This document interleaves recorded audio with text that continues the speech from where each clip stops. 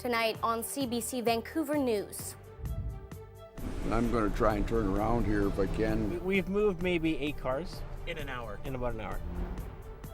Trouble for travelers with bumps on the road as the busy long weekend begins. And if it wasn't for the unmarked graves in Kamloops, this event probably wouldn't even be taking place. CBC News learns where the Pope is set to visit when he comes to Canada this summer, but a stop in BC is not on the schedule.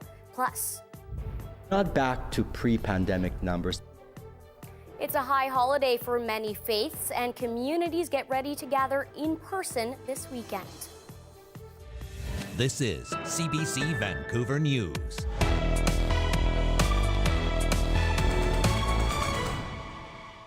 Good evening. Thanks for joining us. Anita is away tonight. I'm Isabelle Raghem. Long lineups at major travel points across BC today, with people eager to start their long weekend.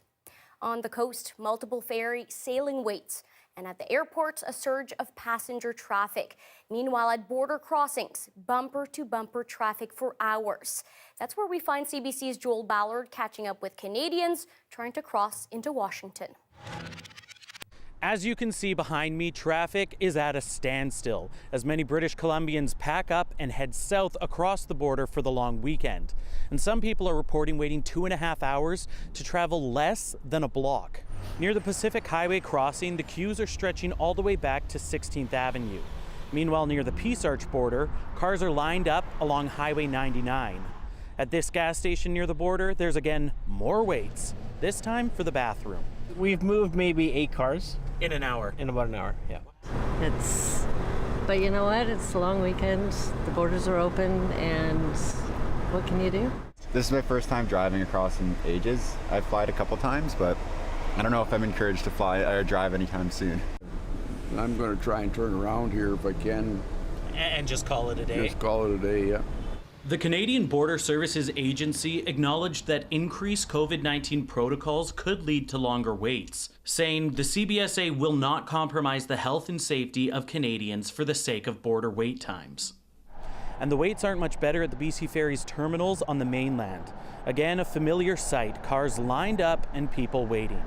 BC Ferries says customers driving on board without a booking will likely experience sailing waits. Online, sailings on popular routes like between Tsawwassen and Nanaimo were selling out hours in advance.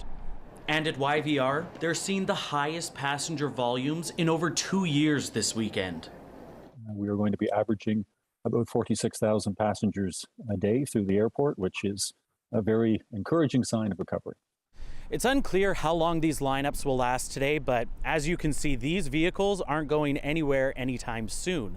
So if you are still planning on traveling this long weekend, it's best to give yourself plenty of time, pack some snacks, and schedule some bathroom breaks. Joel Ballard, CBC News, Surrey.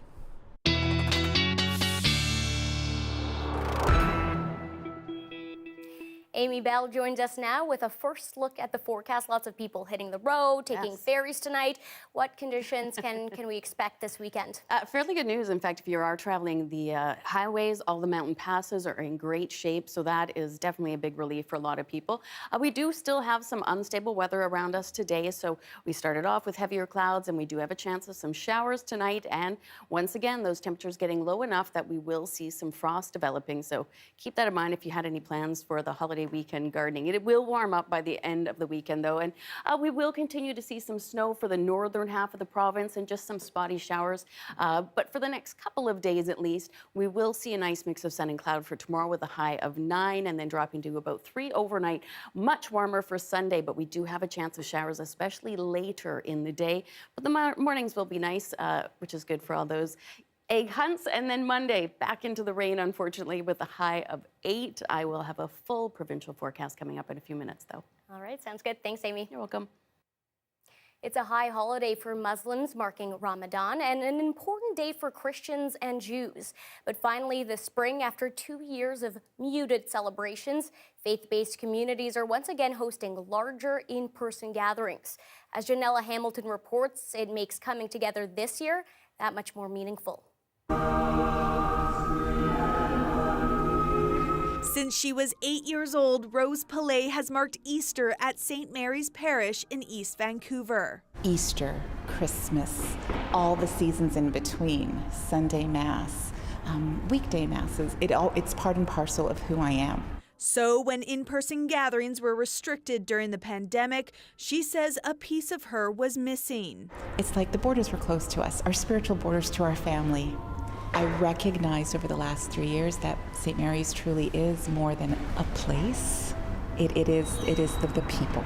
Father Guy Rivard says she's not the only one feeling that way. People tell me it's a lot harder for my faith to remain vibrant because I haven't been to church for 2 years. But with fewer restrictions this year, he's looking forward to packing the pews. We affirm one another in our faith.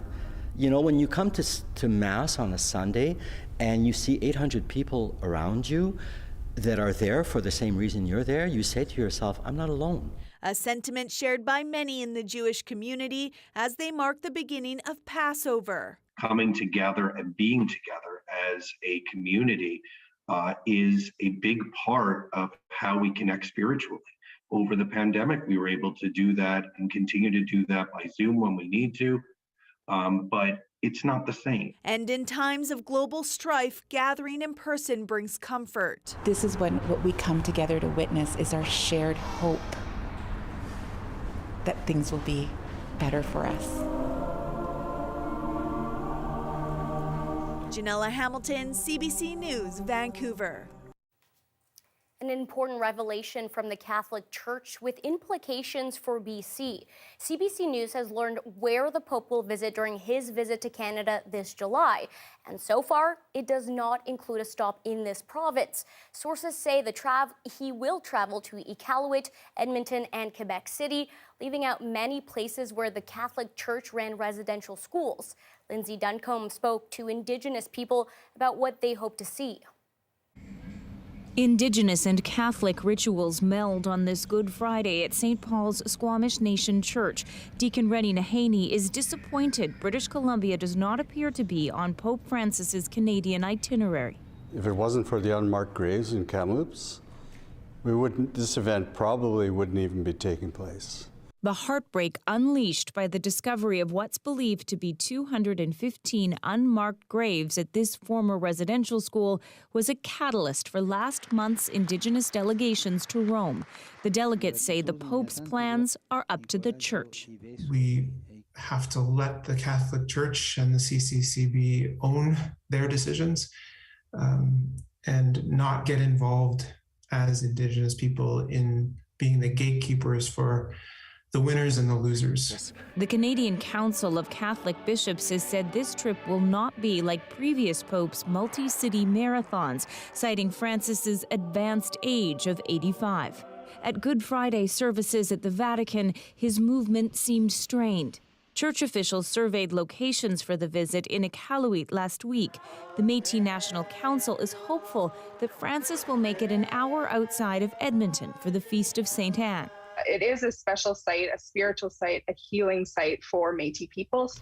Rennie Nahaney may travel to Alberta. He hopes money will be set aside to help survivors from across the country attend the events.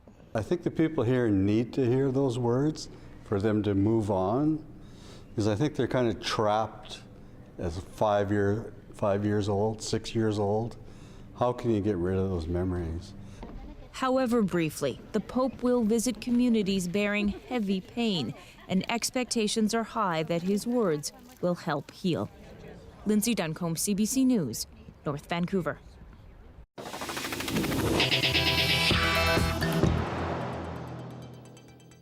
RCMP have released stunning helicopter footage of a driver speeding 100 kilometers an hour over the limit in an area of Surrey police say is known for street racing. Okay, the one guy that's going down 190 right now, I had him over 150 k an hour. He's just coming up to 32 now. Mounties say this BMW was clocked going more than 150 kilometers an hour in a 50 zone. It happened last month just before 2 a.m. when the driver passed an unmarked police car on 190 Street. From the air, police helicopter tracked the vehicle down. The car was impounded and the driver handed a ticket for excessive speed. And just last week in the same area, police say they impounded 2 other vehicles for allegedly racing. Those fines start at $368 in addition to towing and impound fees. Vancouver police are investigating what they call another random, unprovoked assault. They say a man was allegedly stabbed with a hypodermic needle last weekend in the downtown east side. He was walking near East Hastings and Columbia just before 7 in the morning. That's when police say a stranger stabbed him in the leg. Police say the suspect fled after the assault. He's described as white, 5'8" with a thin build. He was wearing a black hoodie and blue jeans. The VPD says this is the 3rd time since November that someone in that neighborhood has reported being stabbed with a needle. A busy street through the heart of Gastown will be closed well into next month as crews clean up after this week's devastating fire. The City of Vancouver says vehicles won't be able to drive along Water Street between Carroll and Abbott for at least 5 weeks. Much of the historic Winters building was destroyed in Monday's fire and will be demolished. Nearby businesses are open and there is pedestrian access on the north sidewalk. Carroll Street Plaza also remains open. BC poultry farmers are now on high alert after a case of avian flu was detected at a North Okanagan farm. BC Poultry Farm's biosecurity system has now been elevated to red status as the affected farm continues to be quarantined. The Canadian Food Inspection Agency says the flu has been detected in more than 30 farms across Canada now. That's about 500,000 birds infected. It first swept through the US and Europe, which led to cases rising in Canada as wild birds migrate north. Local poultry farmers say they've managed bird flu outbreaks before, but the apparent severity of this strain still leaves them uncertain. We know migratory birds can carry it, they can be vectors, but it's a bit of an unknown right now because the way it's spreading, that we're nervous. Yeah, I know. Still, he says they are equipped to manage the spread due to protocols put in place after the 2004 outbreak that led to the culling of 16 million birds in BC alone. Officials say at this point, the current spread has no threat to human health.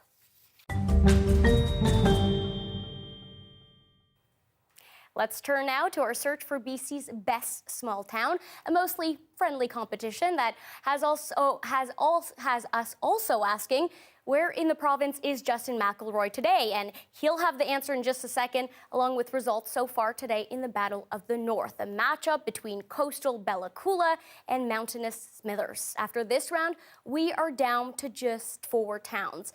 Here's Justin. Who will be the final 4 communities in the search for BC's best small town? Well, we know Lillooet is one of them, upsetting Salt Spring Island 2 days ago, and you can see why. We have it facing Ucluelet in the next round. We have Kimberley as the representative from the interior, but who are they going to face from the north? That's the matchup today. It's Smithers versus Bella Coola. When you take a look at the census stats, it's Bella Coola with a large Indigenous population, the heart of the New Hulk Nation, although they're surrounded by a number of smaller agricultural communities like Hagensburg. Smithers, more of a traditional resource town and railway town in BC that has transitioned over the years to being more about tourism, their ski hill, recreational and arts opportunities. And when you look right now, well, it's the bigger community and it's getting the more votes right now, but it's still close, voting until 10 p.m. tonight. And we'll see which town matches up again with Ucluelet, Lillooet, and Kimberley in the final 4 of the search for BC's best small town. And that's our Justin McElroy with the stats, as always, reporting today from Lillooet from a beautiful perch over the canyon town. Conditions are not exactly comfortable. It's a bomb shelter, remember. This underground bunker in Ukraine is not just for anyone fleeing violence and missile strikes. It's for pregnant women, their newborns, and the medical staff caring for them. After the break, we take a look inside.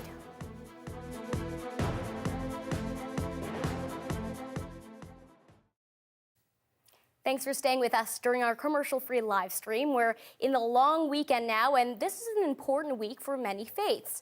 And for those who celebrate Easter, one treat has stood the test of time. Colleen Jones takes us to a bakery for that story. The sun's just starting to rise, the harbor slowly waking up. And up before the birds, well, Birdie's ovens are hot, and the baking team, hours into their day. Next to Christmas, Easter weekend is their second busiest time of the year. For many, Easter isn't the same without the hot cross buns. For owner Jess Best, this is a childhood memory, fitting for a bakery named Birdie's, the nickname her late grandfather gave all of his grandkids. With our customers too, like the people who want them really want them because they have such sort of fond memories. Now, not much has changed in the original recipe created by a 14th century monk, but Jess and her team have a few additions. We use pumpkin in these ones, so that adds a little bit of extra flavor. And they're actually sourdough as well. Everything we make here is sourdough. Birdie's Bakery was doing sourdough long before it became a pandemic trend. Since people had time to spend on things at home, you know, I think it's a great project for everyone to take on, but I think it also helped everyone realize just how much work it is. So that was helpful for us. It's actually a 3-day process to make the hot cross buns. It's fitting for a place that's got a sign on their fridge saying, do it with passion or not at all. What we use every day. The process starts first with the sourdough starter. Then they take it to the next level here.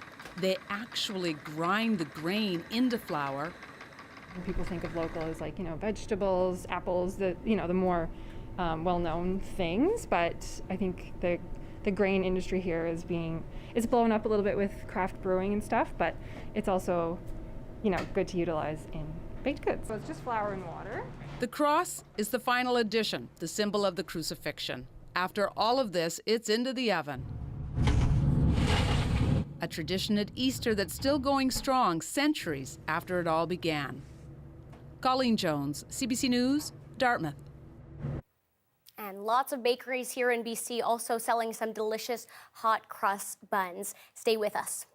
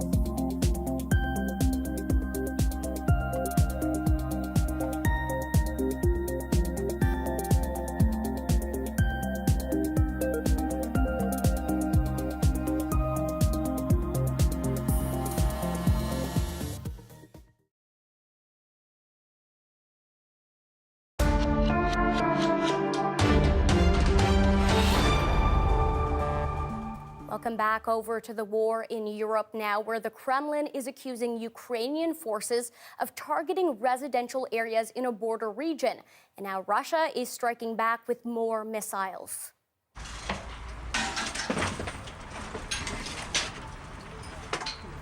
Russian strikes hit a suburb of the capital, and Ukrainian media is reporting explosions across the region. It's unclear if anyone has been killed or wounded at this point. Security camera video shows an overnight airstrike, and there are reports Russian forces opened fire on a bus carrying Ukrainian civilians. It happened in a village near Kharkiv in the eastern part of the country. As many as 7 people are reported killed and 27 wounded. There were also attacks on a factory that makes and repairs anti-ship missiles. Threat came after the flagship of Moscow's Black Sea Fleet sank yesterday, although Russia denies the vessel was hit by missiles. And in the aftermath of all that carnage, hospitals have not been spared. More patients have moved to the western part of the country, and this influx has led to extraordinary measures. The CBC's Katie Simpson takes us inside a makeshift maternity hospital. Right now, we're at a maternity hospital in western Ukraine. Because Russian forces have targeted medical facilities, we can't share any of the specific details, but we have been given permission to show you the bomb shelter where new moms, doctors, and little babies are brought in case of an emergency. Now, you have to watch your head. The conditions are not exactly comfortable. It's a bomb shelter, remember. I'm 5'10", and this is I'm too tall for it.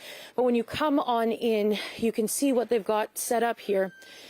They've got benches, they've got blankets, it's dirt floors. What we're told that at this particular hospital, they weren't expecting air raid sirens like this. They weren't necessarily prepared. In other parts of Ukraine, there are more modern bomb shelters, particularly at maternity hospitals, but this has to do for now for this one facility. So there are beds, there are blankets, and I want to show you something over here in the corner. It's a birthing chair. Now, you have to really duck to make it over there. I'm told that no babies have been born here in the emergency shelter, but they have to be prepared just in case. Now, this hospital is doing a bit of a fundraiser right now because you can see they've got some equipment here for preemies and babies that have, special medical needs. And right now, the preemies, they can't bring them down here because that equipment doesn't work. So actually, this facility is building a new shelter so that those preemies don't have to wait it out. Their families don't have to wait it out when those sirens for an air raid go off. Katie Simpson, CBC News, Western Ukraine. And tensions are rising in the Middle East. Early morning violence broke out between Israeli police and Palestinians in Jerusalem during this time of holy days for three world regions. CBC's Sasha Petrusik shows us what happened in a city that's special to all of them, and a warning: some of these images are disturbing. The sun was rising over Jerusalem's holiest Muslim site. Early prayers just underway when the violence flared. Protesters at the Al-Aqsa Mosque threw rocks at Israeli police, then barricaded themselves inside. Police burst in, firing rubber bullets. In all, more than 150 Palestinians were injured. The Israelis, they brutally emptied the compound, he says. The clashes come at a particularly sensitive time for Muslims, Jews, and Christians, who all jammed the old city of Jerusalem as Ramadan, Passover, and Easter Friday coincide, some hoping for an elusive peace. It's incredible. It's a miracle to be here and to share this Holy Friday with all the people and to pray for everybody. We pray here for the peace. Tensions have also been running high in Israel and the West Bank, sparked by weeks of confrontations. Palestinian militants have launched attacks inside Israel over the continued occupation, with 14 people left dead. You can't help thinking what will be the Passover experience of those families who weren't expecting to have one person less at their table, and it's really a national pain. Israeli forces have responded, killing 15 Palestinians mourned at West Bank funerals. The last time there were major clashes in Jerusalem, they sparked an 11-day war between Israel and Palestinians in Gaza. Those militants have promised some kind of response to this latest violence as well. Sasha Petrusik, CBC News, Washington. A different kind of deployment for former military personnel. The Invictus Games returns after 3 years. The number of Canadians competing coming up. And at 6:22, a live look at BC Place. After the break, Amy is back with a full look at the week weather forecast.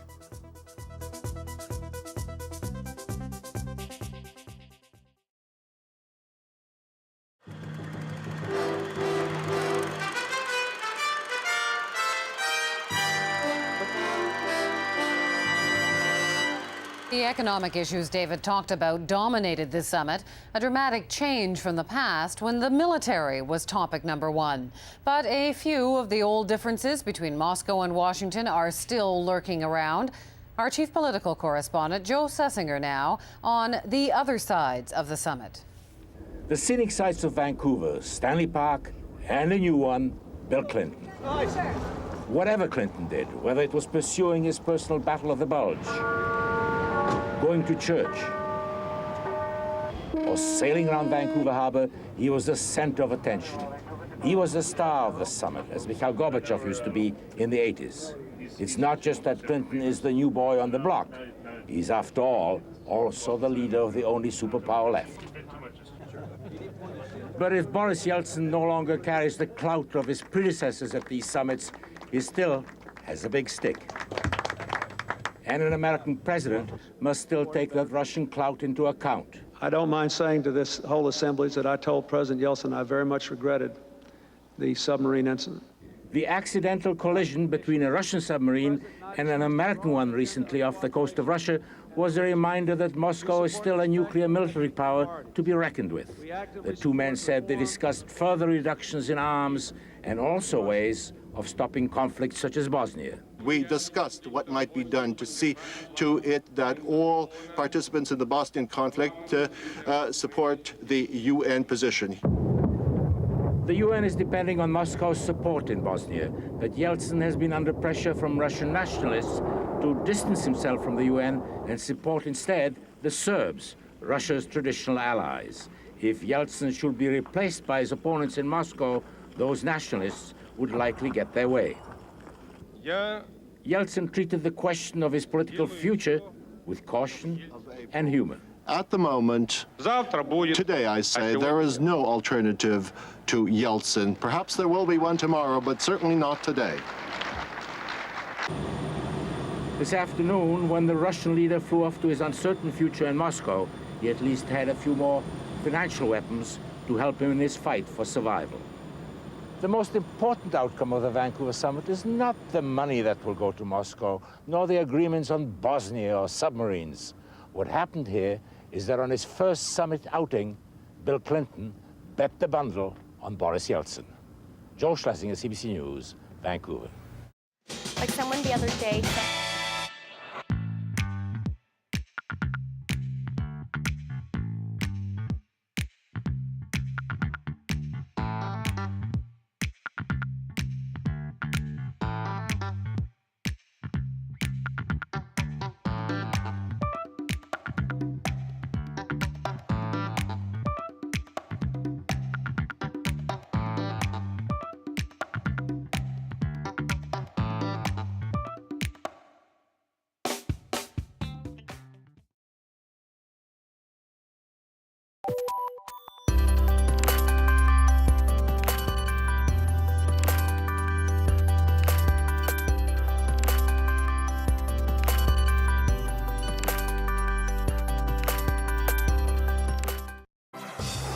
Hi, I'm Amy Bell, and here's what's in your CBC Vancouver inbox.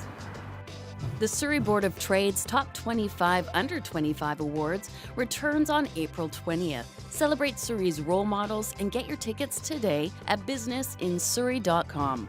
And have you had your say in the search for BC's best small town? Join us and channel your provincial pride and cast your vote weekdays at cbc.ca/bestsmalltownbc.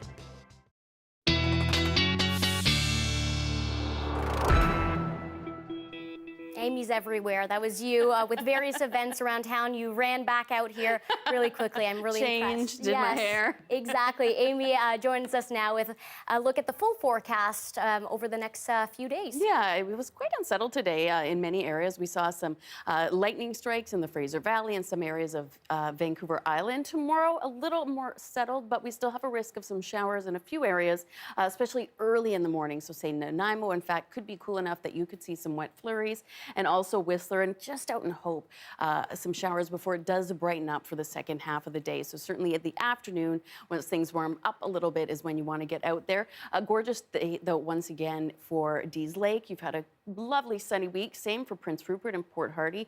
Victoria, though, a slight chance of showers. Then Prince George, Williams Lake, Kelowna, all dealing with cooler temperatures than we typically see this time of year, but looking at sunshine for the most part. For the 5-day forecast, we'll get rid of the cooler cooler air, but we're going to switch over to much more wet weather. So enjoy it while you can. Soak up that sunshine tomorrow. We'll get up to about 9 degrees, starting off with very cool temperatures and some early morning frost. We'll drop to 3 overnight, and that's it for the real cool nights. We'll head back into some sunshine on Sunday with a chance of showers arriving late in the evening, late in the afternoon, early evening.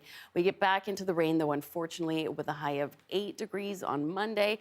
We've got more wet weather heading our way for Tuesday and Wednesday. So if you're planning on any outdoor activities for the Easter long weekend, I would say get out there Saturday or early in the day Sunday, because we will get wet for the holiday Monday, unfortunately. All right, and off you go for your next weather change. You gotta get out there. Wardrobe change, yeah, exactly. Thanks, Avi. You're welcome. The Invictus Games gets underway in the Netherlands tomorrow. Canadian athletes are traveling to the event for the first time. It's been held in 3 years. I had a hard time walking in. I cried. It was really emotional, just everybody cheering. I felt like an athlete. As far as I'm concerned, the fact that we're going at all is winning. That we're competing, we step on the start line is winning for me. The Games were launched by Prince Harry as a way to help sick, injured, or wounded military personnel and veterans. Canada is sending more than 24 athletes, and best of luck to them. You can always find our news program online at cbc.ca/BC. We'll see you here again tomorrow night. Good night.